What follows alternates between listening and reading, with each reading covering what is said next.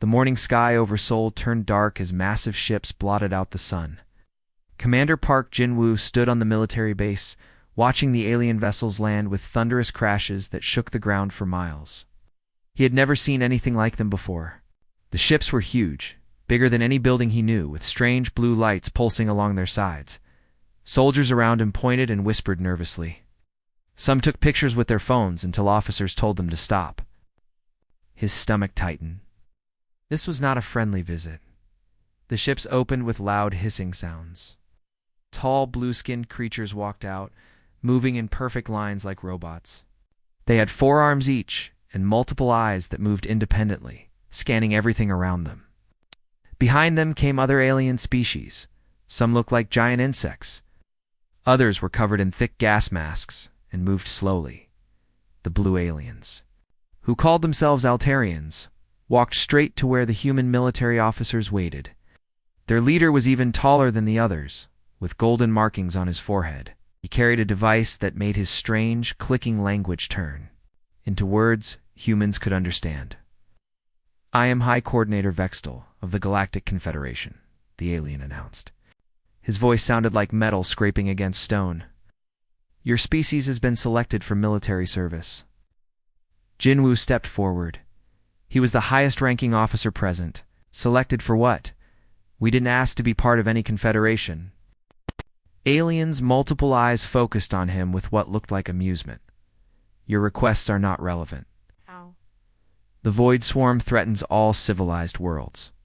The Galactic Defense Mandate requires immediate conscription of your species." Lieutenant Colonel Kim Soo-jin, standing beside Jin-woo, spoke up. "We have never been contacted by your confederation before today. Earth wishes to remain neutral in your war."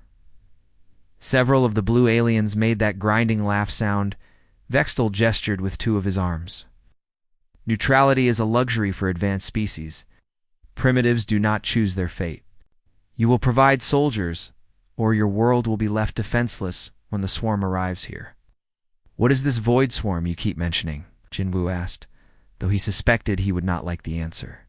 Images appeared in the air above Vextel's device. They showed dark, writhing creatures that looked like living shadows with too many teeth.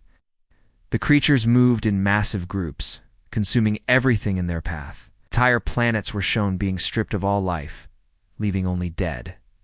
Rocks floating in space. "They have been expanding across the galaxy for 50 years, Vextel explained. "Every species must contribute to the defense. Your people will serve on the front lines." The human officers exchanged worried glances. Sergeant Lee Hanzal whispered to Jin-woo. "Frontline sounds like cannon fodder to me, sir." Jin-woo nodded. Slightly, he had been thinking the same thing. "What about the other species in your confederation? Where do they serve?"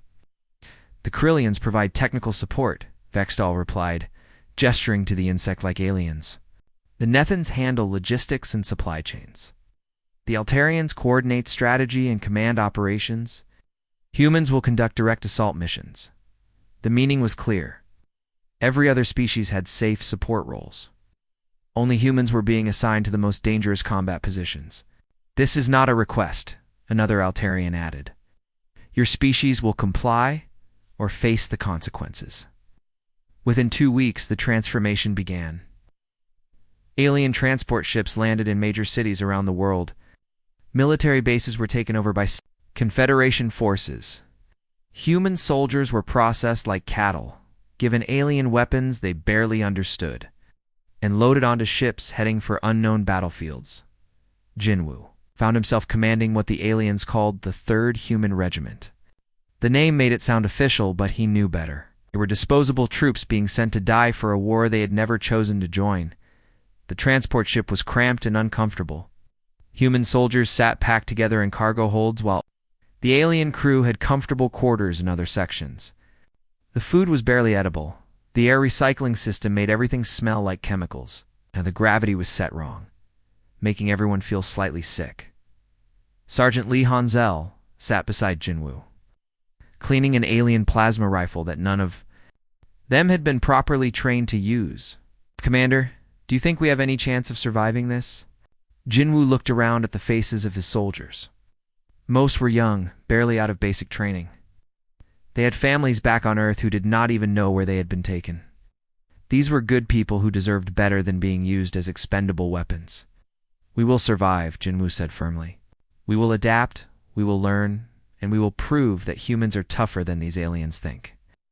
Through the ship's small windows, stars streaked past as they traveled toward their first battle. Jinwoo did not know what the Void Swarm was capable of, but he suspected the aliens had made a serious mistake. They saw humans as primitive and weak, good only for dying in large numbers. They were about to learn otherwise. The drop pods screamed through the atmosphere like falling meteors. Captain Yoon, Do-hai gripped her harness as her pod shook violently, the metal walls glowing red-hot from the descent. Through the small window, she could see the planet below, a gray wasteland covered in strange black structures that pulsed. "With dark energy, 30 seconds to impact," the automated voice announced in broken Korean. The alien translation system was terrible, making everything sound like a robot having a seizure. Do-hai's pod slammed into the ground with bone-jarring force. The door blew off with explosive bolts, and she stumbled out onto alien soil. Her hundreds of other pods were landing, each carrying a single human soldier. The air smelled like burnt metal and something sweet that made her stomach turn. "Form up on me," she shouted, waving her plasma rifle. Her company of 200 soldiers began gathering around her position. Most looked terrified, which was smart. Do-hai was terrified too, but she could not show it.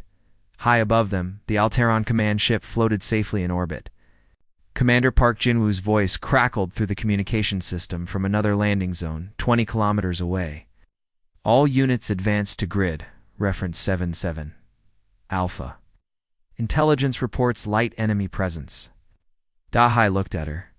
Tactical display. The target was a cluster of those black buildings about 5 kilometers ahead. According to the aliens, this would be an easy mission to secure the structures and hold them until reinforcements arrived. "Intelligence reports," muttered Private Choi Min-ho, checking his weapon. "I bet those blue idiots have never even seen one of these void things up close." They started marching across the barren landscape. The ground was covered in a thin layer of black dust that stuck to their boots. Strange plants with thorns instead of leaves grew in twisted patches. Everything felt wrong, like the planet itself was diseased. The first sign of trouble came when they were halfway to their target. Corporal Song the Jin, who was walking point, suddenly stopped and held up her fist. Everyone froze. "Movement ahead," she whispered into her radio. "Something big." The ground began to vibrate. Then the black buildings started to change shape, flowing like liquid. Dark tentacles emerged from what they had thought were walls. Structures were not buildings at all. They were alive. Contact front. Do-hai screamed as the first void creature rose from the ground. It was nothing like the images they had been shown. This thing was the size of a bus, covered in writhing tentacles and rows of teeth that dripped acid. It moved wrong, like it was not entirely in their dimension. When it roared, the sound made several soldiers drop their weapons and clutch their heads in pain. "Open fire! Open fire!" Do-hai aimed her plasma rifle and pulled the trigger. The weapon made a strange humming sound and shot a bolt of blue energy that splashed harmlessly against the creature's hide. More creatures emerged from the ground around them. They were surrounded. The alien weapons they had been given were clearly not designed for fighting these things. Plasma bolts that should have killed anything organic just annoyed the void creatures. "This is Captain Yoon requesting immediate support?" Do-hai shouted into her radio while diving behind a rock as tentacles whipped over her head. "The weapons are not working. Repeat, standard armament is ineffective." The reply came from High Coordinator Vextall himself. "Safe aboard the command ship. Maintain position and continue assault. Retreat is not acceptable. We are being slaughtered." "Down here," Park Jinwoo's voice joined the channel. His unit was under attack too. "These things are not what your intelligence described. Human units will adapt or be replaced," came the cold alien response. Do-hai watched in horror as the creatures tore through her company. Soldiers disappeared into masses of tentacles, their screams cut short. The black dust on the ground turned red with human blood. In 20 minutes, she had lost half her people. But then something unexpected happened. Private Choi Min-ho discovered that if you concentrated plasma fire on the same spot for several seconds, it could burn through the creature's hide. He managed to kill one by focusing his entire energy pack on what looked like a glowing organ. In its center, aim for the bright spots, he yelled. Cook them slow but steady. Corporal Song Vijin noticed that the creatures moved in patterns, like they were connected somehow. When she managed to hit one in just the right place, two others nearby became confused and started attacking each other instead of the humans. There are nodes, she called out while dodging another tentacle swipe. Hit the nodes and they get mixed up. The battle lasted 6 hours. When it was over, only 60 of Daihai's 200 soldiers were still alive. Similar losses were reported from every human unit across the planet. The Alterons called it an acceptable casualty rate. But the survivors had learned something important. The alien weapons could work against the void creatures, but not the way they had been taught to use them. The standard tactics were completely wrong for this enemy. Over the next few weeks, human units began developing their own methods. They ignored the alien instruction manuals and figured out what actually worked. They learned to fight as small teams instead of large formations. They discovered which parts of the void creatures were vulnerable and which weapons worked best. Most importantly, they learned that the aliens commanding them had no idea how to fight this war. The Alterons, Krillians, and Nethans had been losing for 50 years because they kept doing the same things that did not work. The humans started doing things differently, and slowly, their survival rates began to improve. Colonel Park Jin-woo crawled through the twisted metal remains of what used to be a void swarm facility. The air still crackled with strange energy, and the walls seemed to pulse with a life of their own. Behind him, technical specialist Bae Ju-hoon worked frantically, with a team of human engineers, trying to understand the alien technology they had captured. How long until you crack their communication system? Jin-woo asked, keeping his voice low. They were deep in enemy territory, 50 kilometers behind the front lines. Give me another hour, Ji-hoon replied, his hands moving over the strange, crystalline controls. This technology is completely different from anything we know, but I think I am starting to see the patterns. Krillian observer, one of the insect-like aliens from the Confederation, clicked its mandibles in disbelief. My species has been studying void technology for 30 years. How can you primitive humans understand it so quickly? Ji-hoon did not look up from his work, because we do not assume it is impossible.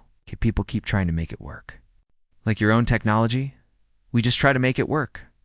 This was the human way. When the aliens said something could not be done, humans found a way to do it anyway.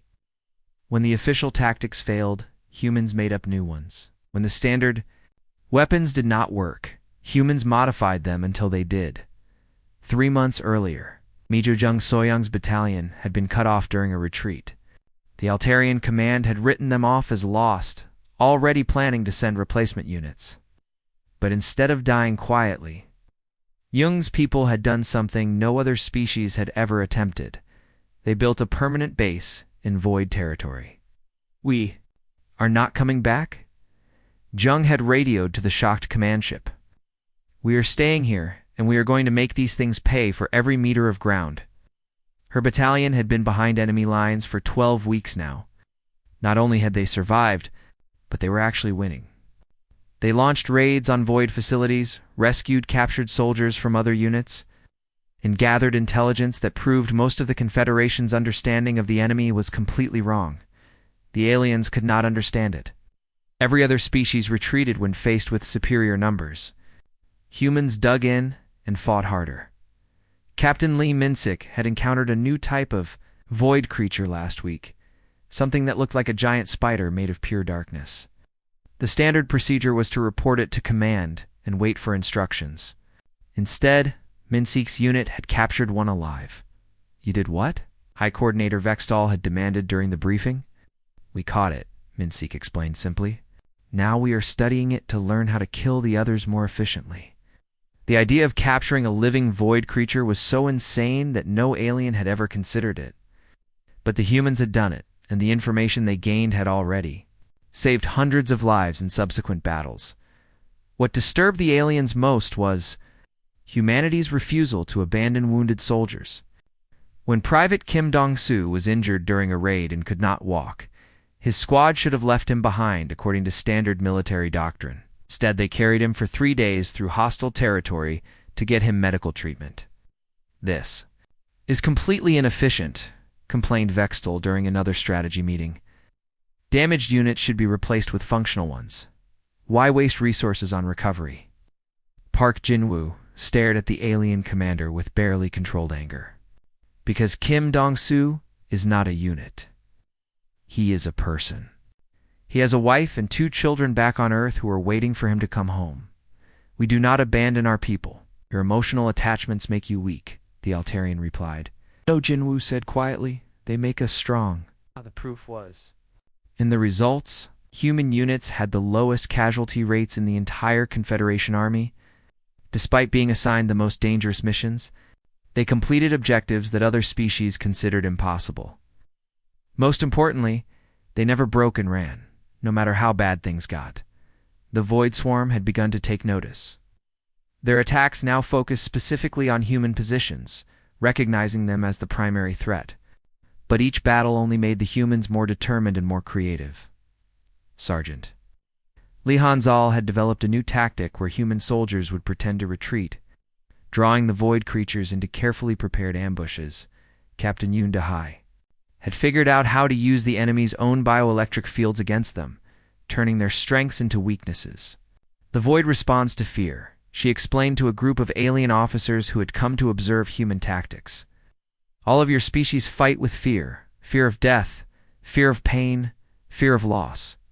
But humans have something different. We fight with anger. The alien observers did not understand. Fear was logical. It kept soldiers alive and prevented unnecessary risks. Anger was just an emotion. But they were wrong. Human anger was not just emotion, it was fuel.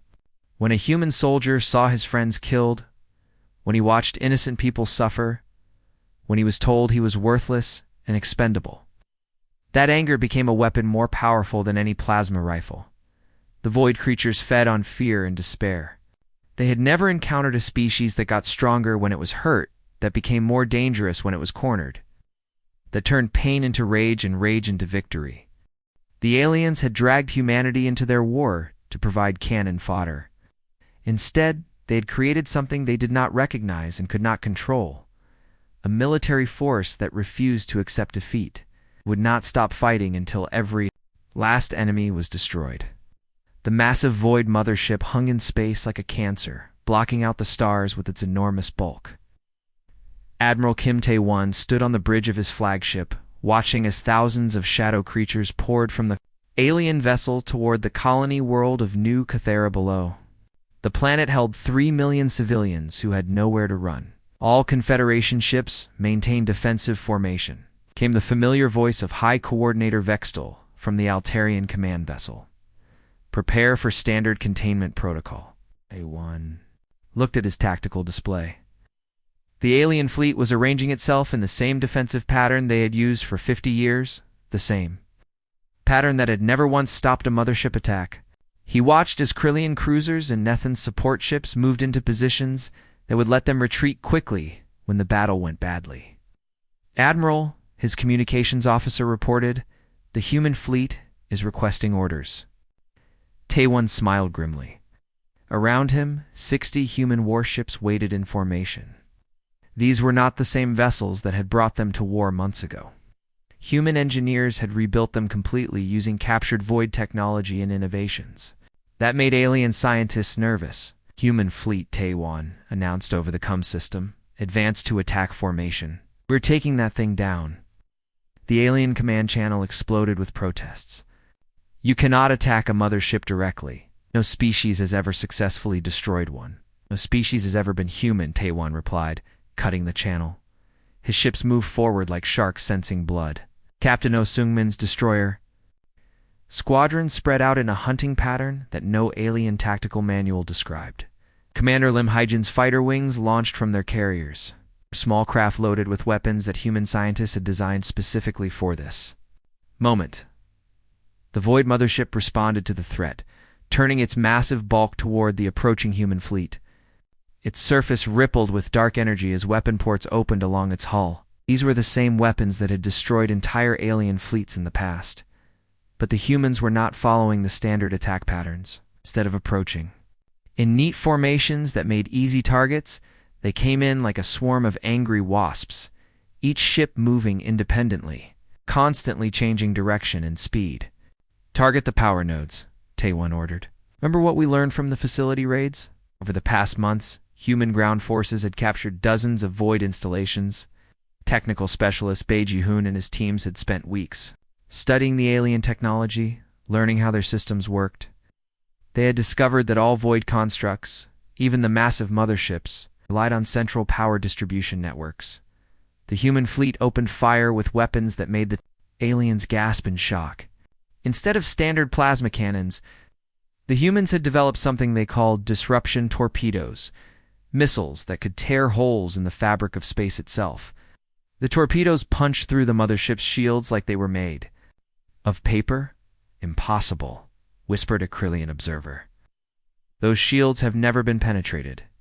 Captain Oh Sung-min's destroyers concentrated their fire on specific points along the mothership's hull, following tactical data that human intelligence had gathered from captured Void creatures.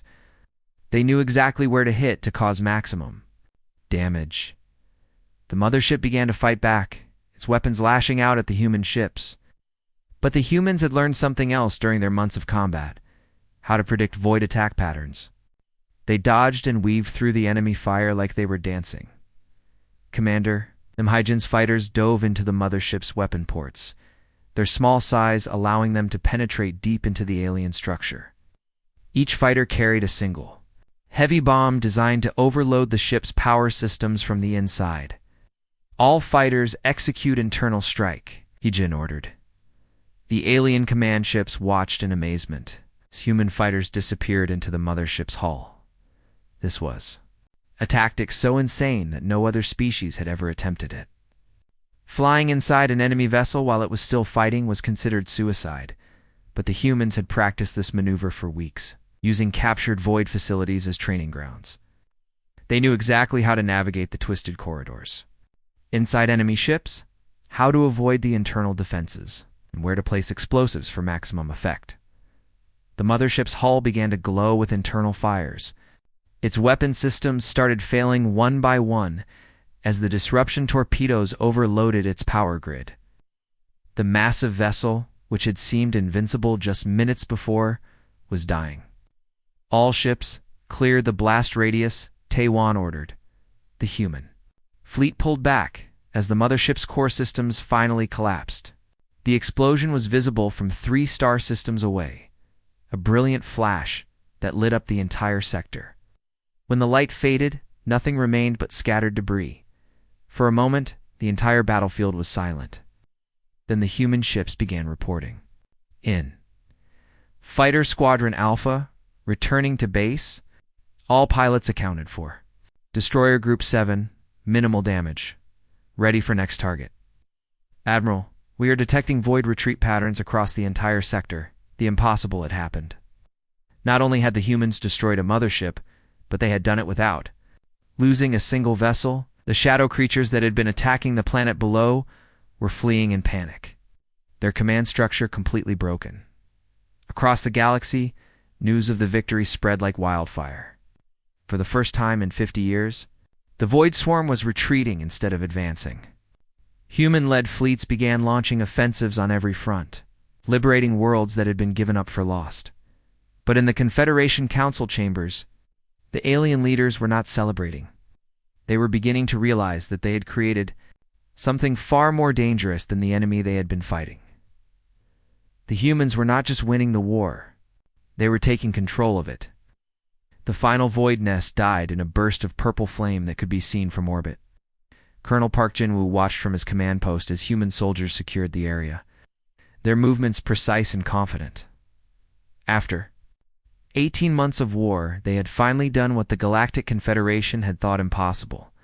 They had completely destroyed the Void Swarm across the galaxy. Celebration broadcasts filled the communication channels. Liberated worlds. sent messages of gratitude. The nightmare that had consumed civilizations for 50 years was finally over. But Jinwoo was not celebrating. He was thinking about the meeting that would happen tomorrow, and the conversation that would change everything. The Confederation. Council chamber on the capital world of Altair Prime had been built to intimidate lesser species. Its ceiling stretched up into darkness, and the seats were arranged so that petitioners had to look up at their superiors.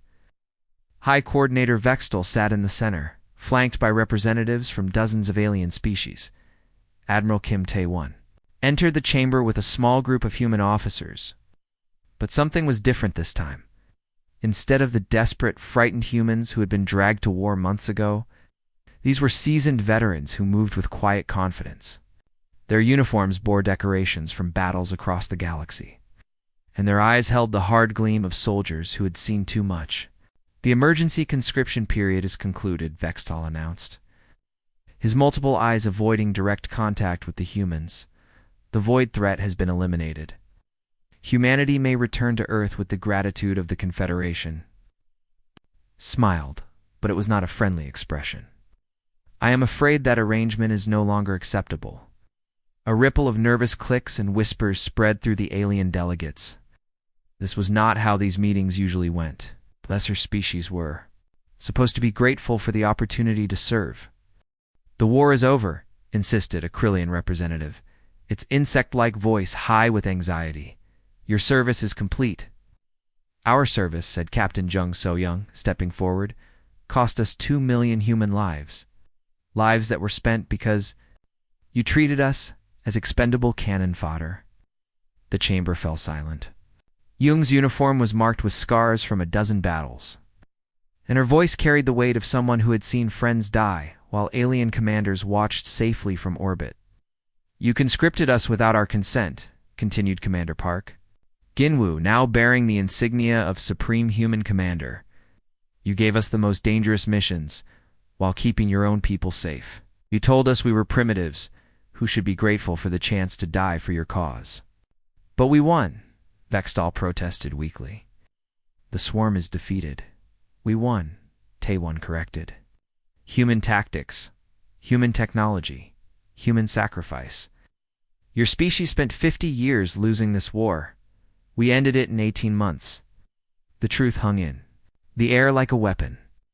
Every alien in the chamber knew it was accurate. Human innovations had revolutionized warfare. Human soldiers had broken enemy lines that had held for decades. Human engineers had developed weapons that made traditional. Alien technology looked primitive. What do you want? Asked a Nethan delegate, its gas mask hissing nervously. Annulled. Full membership in the Confederation Council, Tae-won replied. Equal representation for humanity in all military and political decisions. Reparations for our forced conscription and complete autonomy for human military forces. The demands sent shockwaves through the chamber. Several alien species began speaking at once, their voices rising in protest. This is outrageous, sputtered Vextal. You were saved from certain destruction. The swarm would have reached Earth eventually. Captain Yoon Dahai, her face marked with scars from the first disastrous battle, stepped forward. Saved. We did. The saving. Every world that still has life on it owes that to human soldiers who died because your tactics were garbage. You cannot simply demand equal status, protested a Krillian admiral. Your species is still technologically inferior.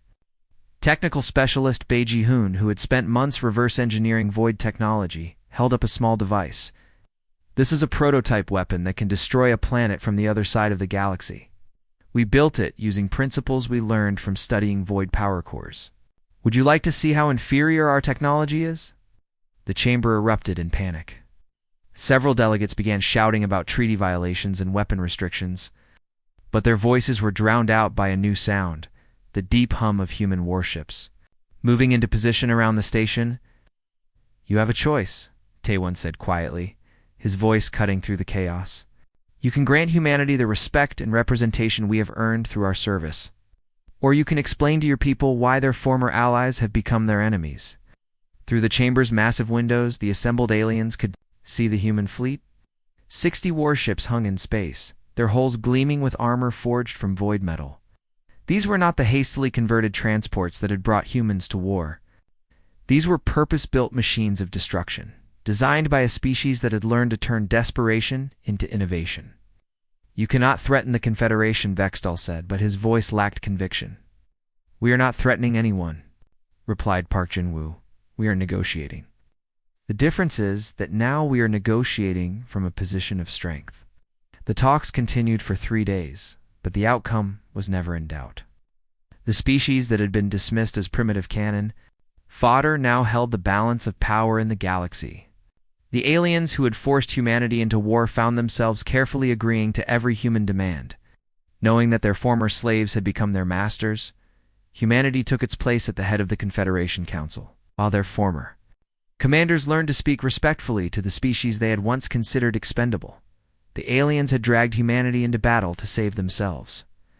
Now they lived in a galaxy where humans made the rules, and where the word primitive was never spoken in their presence again.